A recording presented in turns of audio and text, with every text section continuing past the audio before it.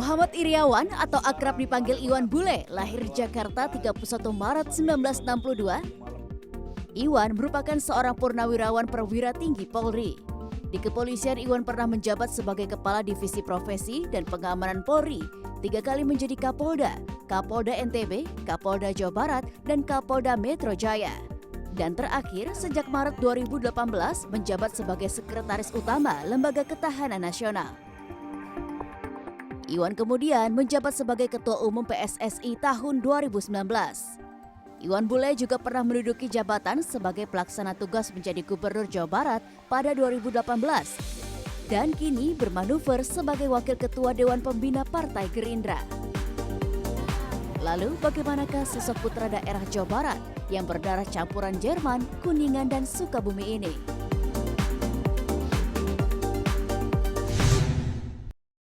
The Politician episode kali ini saya akan mengajak Anda nih mengunjungi rumah sosok yang sudah tidak asing lagi nih di dunia persepak bolaan. Kemudian juga pernah 3 kali menjadi Kapolda dan baru-baru ini bergabung dalam Partai Gerindra. Kira-kira siapa? Kita langsung ketok aja. Permisi. Halo Pak. Gimana apa kabar? Baik, nah Sehat. ini dia Muhammad Iriawan alias Iwan Bule.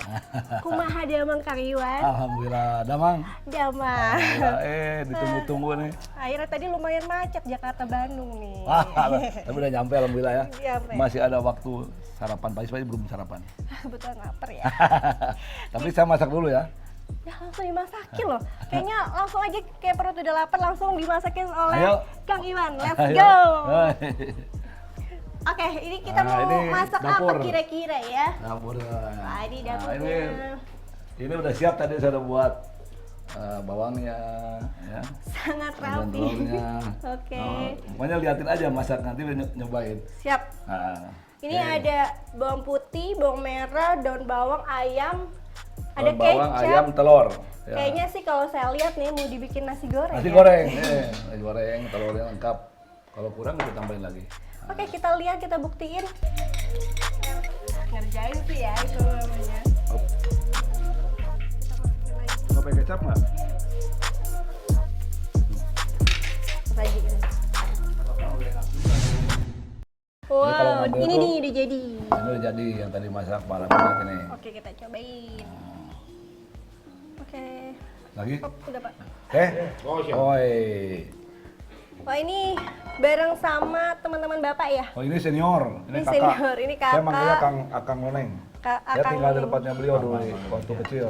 Abah. Abang Noneng. Oke. Noneng. Coba nih ya. Yuk. Gimana rasanya nasi goreng ala Iwan Bule? Kalau buka restoran kira gimana? Bisa juga, pasti rame nih. Kita coba ya. Coba dulu. Bismillahirrahmanirrahim. Asik. Siap. Sejenisnya mah udah kayak nasi goreng queen nih.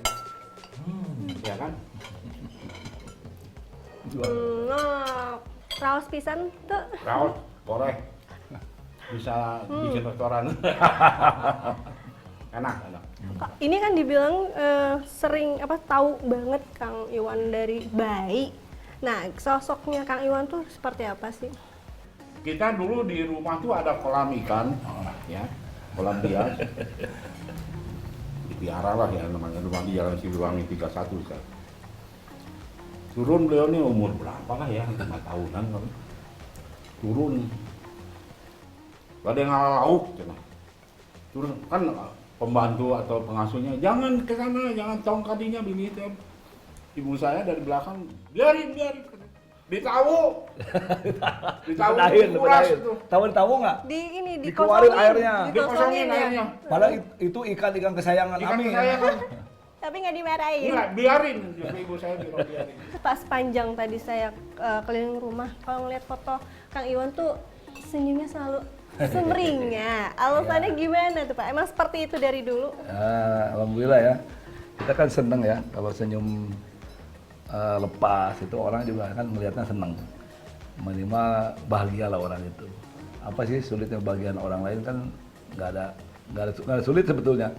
Tapi ya tergantung karakter orang masing-masing ya. Dan pahala juga buat saya sebetulnya. Nah, nih Pak ini kan lihat tadi Ini. ayah Ini nggak tahu seorang. nih saya ya. Aku tebak ya. Mana? Ini ini dong. Mukanya jahil lah. Iya, jadi udah fix ya. Jahil banget Abah sih mukanya. yang paling tahu Ini- ya, Bah. Yang ini gendong dari sasaran 3 nih, bulan. ada saya nih. Sasaran jahil ini sama ini nih. Nah sama ini satu lagi olah tadi. Sasaran habis. Kalau pulang sekolah harus cium kaki. Kan saya raja. Nah, cium kaki, buka kaos kaki cium. Jahilnya itu lah. Nah, kan tadi Bapak bilang ya kalau lihat di foto Bapak selalu ada di depan ya. Jadi komandan, terus mau jadi yang paling pemimpin. Menjadi polisi itu memang cita-cita dari kecil, Pak? Atau keinginan dari orang tua? Ya enggak, saya dari kecil saya mau masuk akabri ya. Akabri itu kan ada polisi, ada darat, ada macam. Kebetulan psikotes saya ke polisi karena mungkin saya sering bergaul dengan lingkungan polisi ya, saya kan polisi. Nah, Jadi bukan paksaan ya, Pak? enggak, waduh senang sekali malah. Nah, ini Pak kita lihat lucu-lucu banget. Sebetulnya saya keterima 3 ya, satu di Unpad, satu lagi di Pilot Curug. Tapi saya memilih akabri kepolisian dulu. Nah, sekarang akpol dulu, akabri kepolisian. Kenapa senang dengan polisi, Pak? Ya. Kenapa senang ingin jadi Ya, polisi? kita Apa karena ingin lihat sosok ayah? mengabdi juga kepada negara untuk melayani masyarakat sebetulnya. Kalau filosofi polisi sebenarnya itu melayani masyarakat, membina Kamtibmas. Ya. Ini Pak lucu banget, Pak. Ini antik nih, barudak aki datang ini atau TK nih. Kartu TK. Ini paling jahil aja itu kan mukanya. Nah. Oh ini nih Pak. Nah. Ini udah calon-calon polisi nih minta. Nah, ada calon polisi udah pakai ini polisi nih. Nah, ada yang pakai baju polisi bawa pistol ya ada. Pak ini kalau dilihat kan Bapak juga cukup dekat dengan sosok ibu. Oh iya. Apakah seberapa dekat dengan sosok ibu dan apakah kedekatan dengan ibu ini mempengaruhi keputusan-keputusan dalam hidup seorang Iwan Bule? Ya, saya pikir ibu itu segalanya bagi saya. Ayah juga sama, tapi kan ada porsi yang khusus buat ibu tuh. Memang selalu saya dekat sama ibu dan selalu meminta doa apabila saya akan melakukan apapun juga. Jangan hal yang berat, hal kecil pun seperti mau berangkat kantor, kalau sempat saya ada, saya cium ya, kakinya, saya minta doa, selalu begitu. Dan dari kecil memang saya sangat dekat. Dan satu catatan mungkin ya, mudah-mudahan yang lain juga, saya tidak pernah membantah. Kalau tidak satu pendapat, saya paling diam. Udah, nggak pernah, apalagi nggak bisa, nggak pernah. Dia diam aja udah. Dan itu tahu ibu saya mungkin ya. Jadi kalau ibu tuh segalanya dan ada bahasa Sunda tuh jimat. Jimat tuh permata yang luar biasa gitu. Dan alhamdulillah perjalanan hidup saya selalu lancar dan berkah karena memang doa ibu yang luar biasa. Ya sekarang pun meskipun tidak ada, saya masih rasakan bahwa saya masih dekat dengan beliau dan setiap ke Bandung pasti kalau ada waktu saya harus ke beliau apapun waktunya saya lakukan itu. Ya. Mungkin Pak ada beberapa keputusan yang penting dalam hidup Bapak yang ternyata pertimbangan ibu ini sangat menentukan ke depannya gitu. Contohnya Pak keputusan dalam Ada politik ya? atau Ada waktu saya 2014 itu kan sempat mau dicalonkan jadi gubernur Jawa Barat. Waktu itu Pak Solin GP yang mendorong saya. Pak Solin GP itu tokoh masyarakat Jawa Barat, mantan gubernur Jawa Barat yang fenomenal. Tahu saya sampai sekarang hanya 2 gubernur yang fenomenal itu. Satu Ali Sadikin, mungkin bukan di Google, itu gubernur DKI, satu lagi Solin GP. Itu meminta saya untuk maju jadi gubernur Jawa Barat. Saya waktu itu masih 6 tahun berdinas, artinya masih ada kans untuk top level, baik jabatan, job maupun pangkat kan. Saya inginnya bintang 3, bintang 4 kan itu, wajar ya. Tapi saya minta ke ibu saya, minta pendapat, jangan, kamu masih terus aja. Gubernur mah nanti juga kamu bisa lakukan. Saya agak bingung apa maksudnya. Benar juga.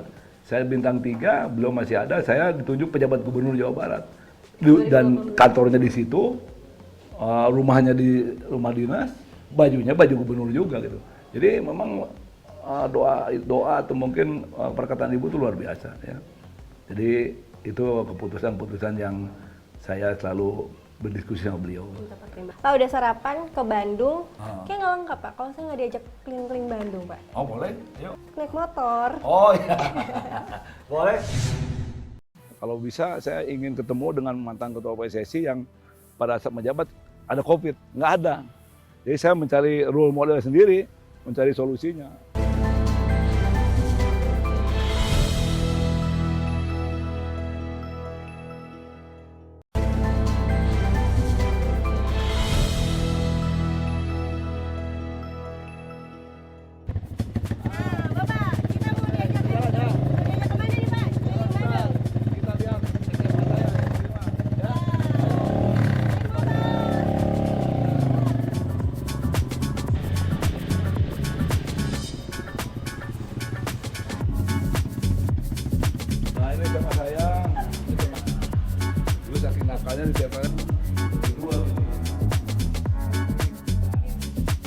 Raja PBC nih.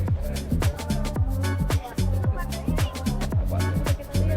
Bola dari sini. Jadi 1, 2, 3. Nah, ini dulu ini kelas. Ya. Ini kelas ya, Kelas, Pak? sekarang kayaknya jadi kantor nih kan. Pak, kalau misalnya zaman SMA kayak gini, apa sih yang paling diingat, Pak? Pernah nggak sih orang tua dipanggil karena bandel? Pasti pernah lah. Kenapa tuh, Pasti Pak? pernah. Yang paling Emang tampaknya emang agak berkesan. bandel ya. Bukan bandel sih, Pak, kan tadi Jahil, gaul, jahil, ya. gaul. Gaul aja, Ya, gimana ya tuh, Pak? pernah lah ya. Saya mohon maaf orang tua pernah dipanggil tapi ya itulah. Kejadiannya Ya, apa tuh, Pak, namanya, kira-kira? namanya kenakalan remaja. Bolos apa gimana, Pak, tadi? Ya bolos, ya jahil, macam-macam aja lah. Ya ngerusak pintu, ada aja gitu. Memang nggak mau diem. Nempel poster, lu nggak boleh nempel poster Rolling Stone, poster Beatles waktu itu. Copot, tempel lagi udah tahu tuh pasti Iwan Bule itu. Karena dari kecil mau dipanggil Iwan Bule, ya, dari mulai TK malah sampai SMA sampai sekarang gitu ya. Kan Iwan Bule nih, Pak. Kan muka Bapak pasti kan bule-bule gitu, playboy nggak sih, Pak? Oh, nggak laku. Banyak yang suka dong pasti, Pak. Nah ini nanti kita keluar, Hmm. itu nanti udah ada warung-warung dan ada kolam renang Kalau sentrum. sama itu biasanya main bola juga ya, Pak? Ya kalau ada Di ekstrakurikuler saya pasti main bola. Dari kecil tadi Ya kan ada yang basket, Hmm. ada yang bola, ada yang voli segala macam. 50 ya, Pak? 50 50 tahun ya. Nah, itu seperti apa? Sukses masih bisa kemarin. Pak, tadi di sini tempat nongkrong ya, Pak? Yang main bola tadi di sana juga? Ini masih nggak semen gini, ini masih tanah. Yang becek itu tempat main sepeda, itu ada sepeda kayak mountain bike itu. Itu namanya bukan itulah, sepedanya juga konvensional. Buat tempat balap ya. Tempat Situ? nongkrong ini depan namanya sentrum. Dulu tempat kolam berenang. Ya kita memang hobi berenang juga. Paling nggak 2 hari sekali berenang lah. Kalau berenang 10 kali bayarnya 2 kali paling. Sisanya ya cap thank you. Terus belah sana itu lapangan bola, basket dan voli. Karena saya suka bola, jadi ekstrakurikulernya bola. Ada yang basket, ada yang voli. Tapi kalau berenang wajib. Oke. Nah. Pak, ngomongin soal bola, kan kalau misalnya di PSS ini nama Iwan Bule cukup dikenal nih sebagai ketua PSSI. Waktu itu juga Bapak jadi ketua PSSI pada zaman COVID. Tantangannya seperti apa, Pak? Wah, itu memang kalau kita merewind ke belakang nggak nyangka bakal bisa melewati zaman COVID itu kan. Karena kita tidak pernah menyangka ada zaman yang luar biasa yang tidak pernah kita sangka. Paling mungkin krisis ekonomi ya, kita tiba-tiba ada wabah COVID yang mukul kita, berhenti semuanya. Kita berhenti hampir 2 tahun. Artinya kalau berhenti tidak ada kompetisi bergulir. Kompetisi itu bergulir pasti ada sponsor. Termasuk sponsor itu uangnya untuk menghidupi jalannya PSSI. Nggak ada sama sekali. Ya tapi kita bahu-membahu bersama teman-teman EXO dan teman-teman di luar yang membantu. Salah satu calon presiden kita tuh bantu tuh ya untuk bisa sepak bola kita tetap jalan, yang hobi sepak bola. Itu betul-betul sulit ya keadaan itu ya. Saya pernah berpikir dan bertanya kepada teman-teman, kalau bisa saya ingin ketemu dengan mantan ketua PSSI yang pada saat menjabat ada COVID, nggak ada. Jadi saya mencari role model sendiri, mencari solusinya. Bagaimana ya kita berdiskusi dengan teman-teman EXO, ya kita cari solusi, kita mohon bantuan ke kawan-kawan dengan EXO dan kawan-kawan di luar. Ya saya terima kasih kepada kawan-kawan yang membantu saya, PSSI khususnya, sehingga tidak ada yang di PHK dari semua pengurus di kesekjenan dan di Liga Indonesia Baru Operator tidak ada PHK. Bahkan 25% pun tidak kita lakukan. Ya bersyukurlah ya kita bisa lepas dari situasi yang luar biasa. Selama menjabat sebagai ketua PSSI, apa hal yang paling membanggakan bagi Iwan Bule? Saya rasa ada beberapa hal ya. Ya ranking FIFA kita juga naik cukup signifikan. Dari 179 ke 151, 28 negara kita loncatin dalam waktu setelah COVID berapa 1 tahun 2 bulan lah ya. Itu parameter karena 10 tahun terakhir tidak pernah terjadi. Kemudian timnas senior bisa lolos Piala Asia sudah 17 tahun. Kemudian juga putri lolos Piala Asia sudah 33 tahun. U17 juga juara kemarin AFF dan tentunya satu lagi adalah terakhir kemarin SEA Games anak-anak timnas bisa menjadi juara. Ya meskipun juara pada bukan zaman saya, tapi proses itu kita lakukan jauh-jauh hari. Bagaimana menyaring para pemain, kemudian melatihnya, mendisiplinkannya, mentalnya kita bangun, kemudian fisiknya kita gembleng, dan sebagainya. Itu cukup panjang prosesnya. Makanya dalam keadaan sulit COVID, mereka tetap jalan, kita tetap survive bagaimana meskipun COVID, kita harus tetap bisa hidup sepak bola ini. Oke. Artinya meskipun tidak menjabat, Kang Iwan ini tetap memperhatikan atau memonitoring dari jauh. Ya. Begitu ya?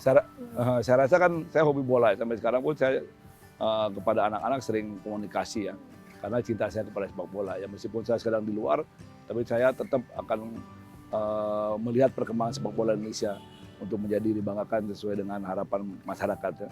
Pesan untuk PSSI atau teman-teman atau pemain-pemain timnas kita? Ya pertama kepada pemain-pemain timnas di semua kelompok umur, terus berlatih, terus semangat, terus digembleng mentalnya, fisiknya, kemudian juga disiplinnya. Ingat kalian masih panjang dan masa depan kalian cukup bagus karena sekarang sudah kelihatan ya ada perkembangan cukup signifikan. Ya. Kita sudah bangga bisa menampilkan terbaik kemarin. Dan kepada semua pengurus federasi ya saya ucapkan selamat berjuang, selamat bekerja, fokus pada sepak bola. Sekali lagi jangan kenal lelah untuk mengurus sepak bola. Oke. Abis dari tempat nongkrong Kang Iwan SMA, kayak aku mau ke Asia Afrika deh. Katanya banyak kenangan di sana. Oh, boleh itu dari kecil. Itu gedung Asia Afrika, gedung fenomenal ya, tempat konferensi Asia Afrika berlangsung dulu. Dari kecil, Dari kecil, sama. nongkrong sama waktu saya Kapolda Nah, Jawa pengen Barat. tahu lengkapnya, jangan kemana-mana, nanti kita ke sana. Oke, kita jalan ya, Oke, Asia lanjut. Afrika ya. Yuk.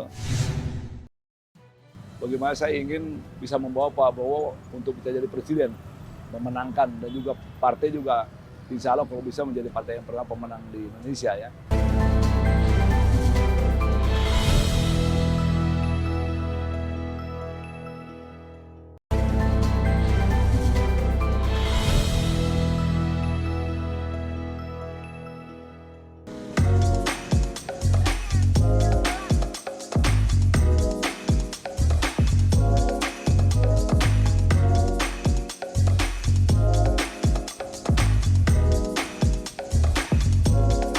Pak, ini di Asia Afrika, pasti banyak kenangan. Tadi Bapak udah spill pas jadi Kapolda Jawa Barat.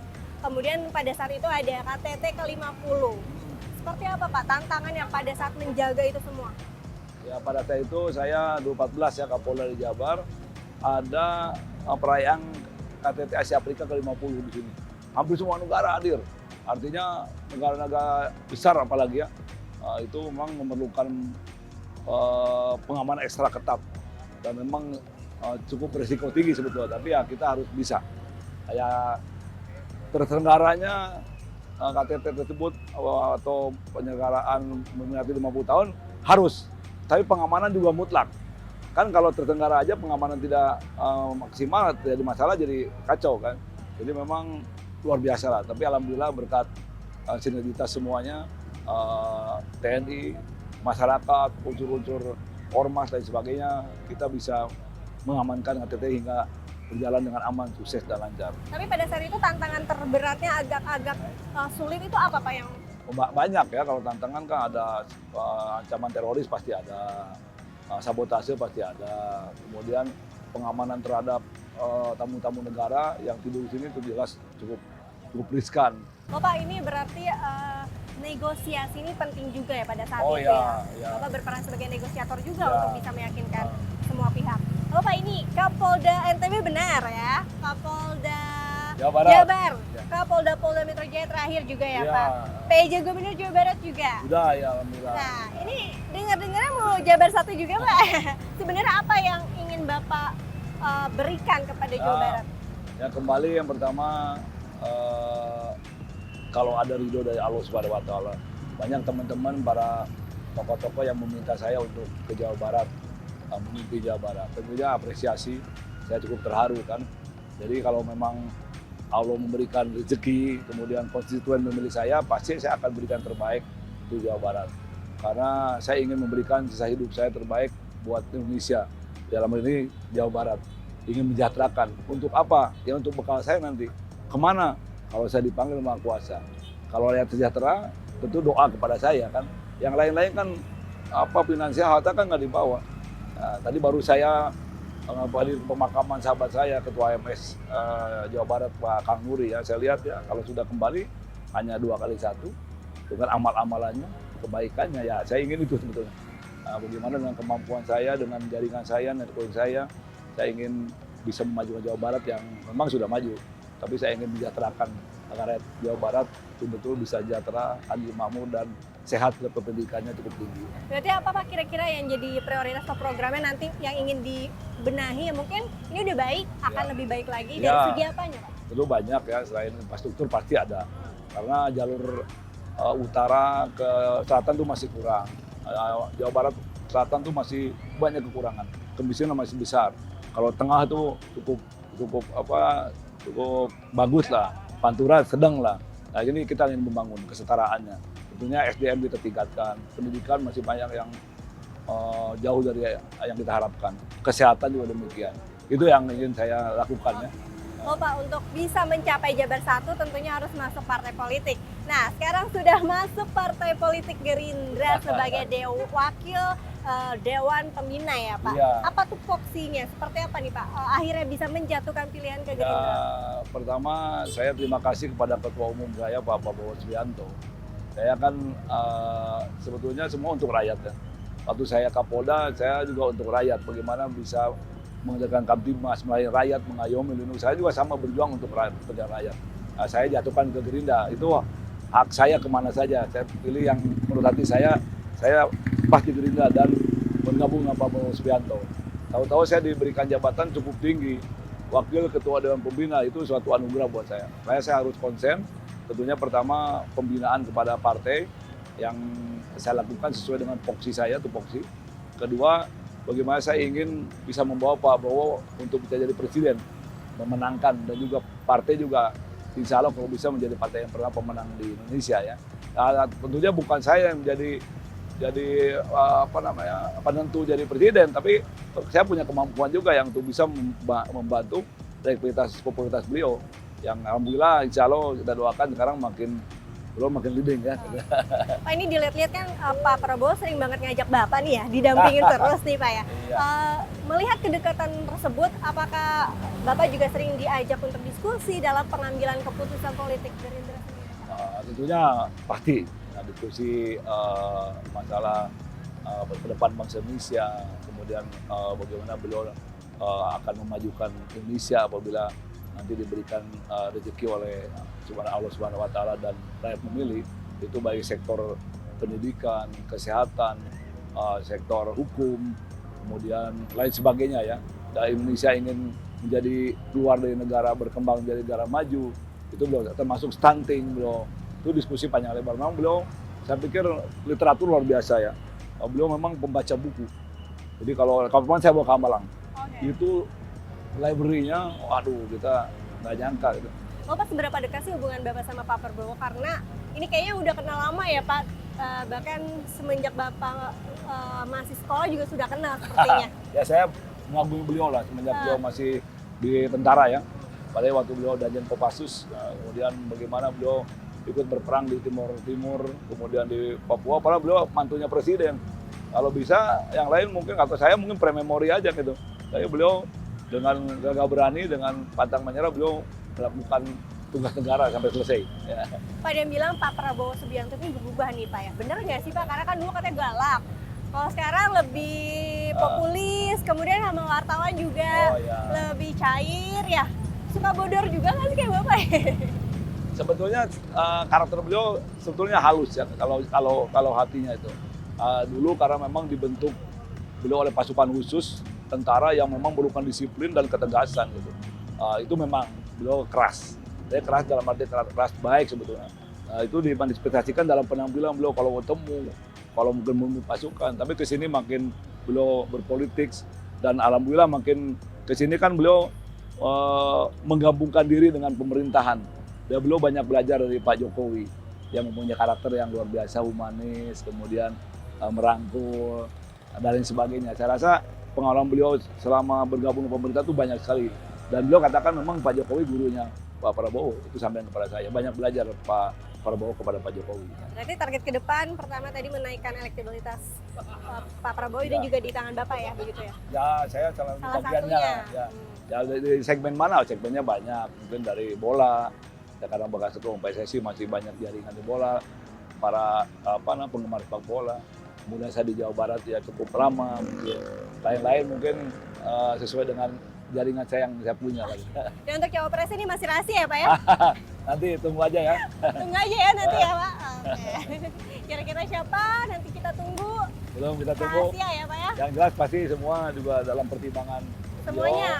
Semua Masuk radar nama-nama juga, ya Pak? kita tunggu 1-2 bulan ke belakang ya. Berarti kita siapa yang paling cocok? Nah Pak, kita istirahat dulu. Ini kayaknya tempatnya estetik kalau anak muda bilang. Ini Pak, ada tantangan buat Bapak nih. Jawab cepat ya Pak, kuis. Jadi tantangannya jawab cepat. Aku sebutin, Bapak langsung cet jawab ya. Mulai ya, siap ya. Jakarta atau Bandung? Dua-duanya. Satu Pak. Bandung. Terus bola, main bola atau motoran? Bola dong. Bola. Ya. Oke. MU atau Liverpool? Liverpool. Wah, salah nih kayaknya. Terakhir. Nyanyi atau masak? Dua-duanya oke tuh. Gak bisa. Tapi bilang. masak lah, masak. Nyanyi atau masak Pak? Masak dulu, baru nyanyi. Jadi sekarang menyanyi atau masak? Tadi udah masak nyanyi. Oh Sekarang. berarti sekarang nyanyi. Nyanyi. Nah karena nyanyi nih ya, kita mau mendengarkan suara Kang Iwan untuk bernyanyi. Saya tantang pertama karena kita di Bandung. Coba Kang, lagu Sunda. Kali aja saya bisa nih. Lagu Sunda ya, zaman kecil tuh masih terngiang-ngiang. Lagunya Cincang Keling. Coba Kang. Ya, Dikit 1, aja ya. 2, 3. Cincang keling manuk ciklen cindatan pros kolong bapak godeg bulanan. Oke, resmi ya sebagai orang Sunda ya. Kalau lagu-lagunya slang? Iya. Neng, pernah kupikir tuh pergi dan terlintas tinggalkan kau sendiri. Rolling Oh, Stone itu dulu, Pak. ada lagunya Ruby Tuesday yang enak. Oke. She was never stay where she came from. Yesterday don't matter if it's gone. Asik. Oke, Oke. makasih Pak. Makasih ya.